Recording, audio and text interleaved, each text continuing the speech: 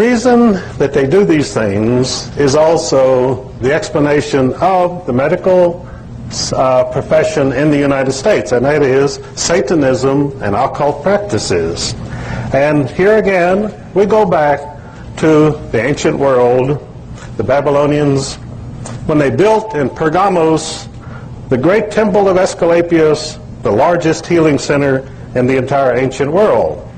And it was named after Aias, the son of Apollo, who became the healer. But he healed not by God or through God or by purification, which is the ancient healing method of every people in the world, not merely the Indians or anyone else, but purification, but to do it by artificial means, by what they call pharmakia.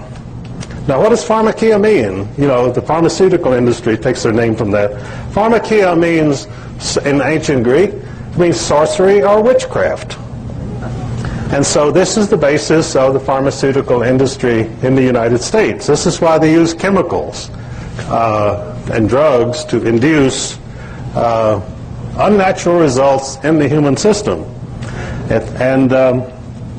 So Aias and his father, Apollo, the sun god, each of them appeared on earth as a serpent. So what do we have as the emblem of the medical profession? You have the twined serpents, the caduceus, which is Aias and Apollo, that is, at the occult. And it is salvation through the material flesh, not salvation through God. And it comes from the temple of the occult. So when you walk into a doctor's office or you walk into a hospital, then you're walking into a temple of the occult. And this is why the Clinton administration is dedicated to health care.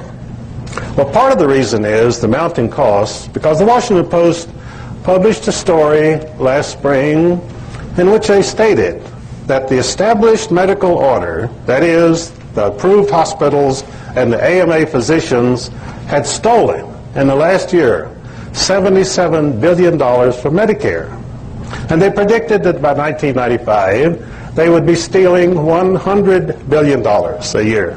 Now, I'm not talking about quacks or naturopaths or chiropractors. I'm talking about the established medical system is one huge burglary ring, and they're doing it through the hospitals and the AMA.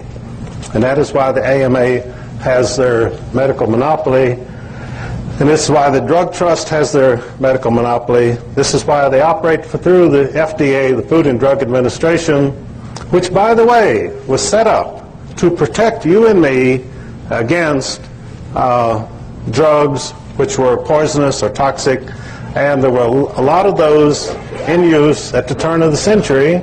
And the abuses were so widespread, they said, we've got to turn to government to help us, and so they set up the FDA. Well, soon after they set it up, of course, the drug companies moved in and took it over. And the New York Times published a story last year that the Food and Drug Administration does no testing. They simply accept the results which are sent in by the drug trust companies. And of course, the drug trust companies, when they send in their test results, they omit or they lose, they forget to send all of the toxic side effects that destroy the liver and the heart and the brain and the kidneys. And so people start taking these drugs, and then many of them die very soon afterwards because of these toxic side effects, which the FDA has never seen. And so then they begin a long process through the legal system to take these drugs off the market. And even after a drug has been proven to have these fatal side effects, it takes them 2 to 10 years to get it off the market. And then, if it can be sold in the United States, they sell it to other countries. And the drug trust itself came about as a natural result of the Federal Reserve secret meeting at Jekyll Island in 1910. And of course, the act was passed in 1913. And there again, John D. Rockefeller's son-in-law had set up that whole meeting and run the whole thing so Paul Warburg could bring a Rothschild central bank to the United States.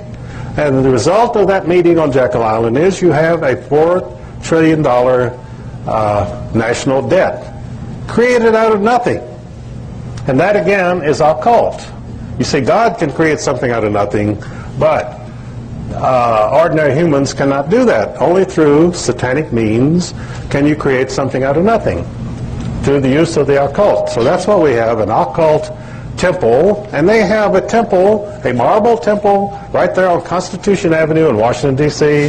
That is the headquarters of the Federal Reserve System, and it is a temple of the occult where they open their ledgers, and perhaps Baron Rothschild calls Alan Greenspan from London, and he says, enter in your book $10 billion so that the American suckers will have to pay it. And Greenspan enters in the book, the ledger, the United States people now owe us $10 billion. And that's how we get the debt. That's where the debt came from. Created as bookkeeping ledger entries. So, Clinton's great budget reduction plan was a total farce because it never mentioned the Federal Reserve System. So how do you reduce the deficit when you've got people there in Washington in this marble temple of the occult who can write in, I don't care how much you reduce the deficit, you can reduce it down to nothing, then they're busily writing in $100 billion here, $100 billion there, and you write back at the $4 trillion. It doesn't matter whether you raise taxes, doesn't matter whether you reduce government employees, because the Federal Reserve is still there, still doing its job. And of course, this was never mentioned by anyone during the great congressional debate on the budget.